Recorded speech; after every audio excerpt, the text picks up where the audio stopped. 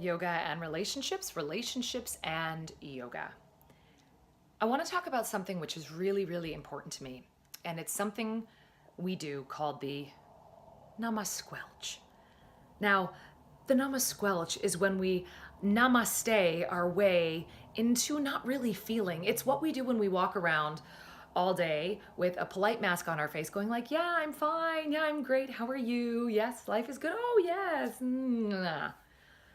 Now, while we may need a little bit of this masking, I understand, to, go to the bank and go to the grocery store and, live in society, this becomes a problem, I think, when we bring this onto our mats. We become so good at namasquelching that we forget how to show up for ourselves authentically. We become too good at holding it all together, holding it all down. And this is exacerbated by the fact, I think, that we think our yoga practice is supposed to be calm, that it's supposed to be peaceful, and that we're somehow supposed to be nice and good while we're practicing. And I think that this is a misunderstanding.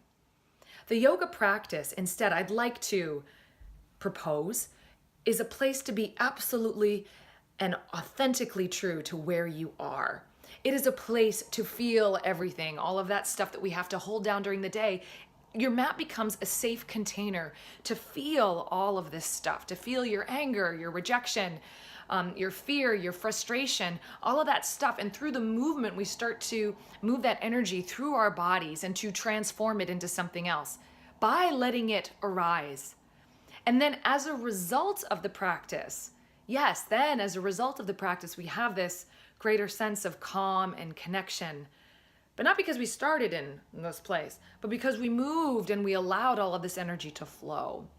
So here's my invitation to us, is that our mats become a place to be fully, authentically where you are, who you are, and with whatever you feel. Let's allow our mats to be a place of radical self-acceptance and connection.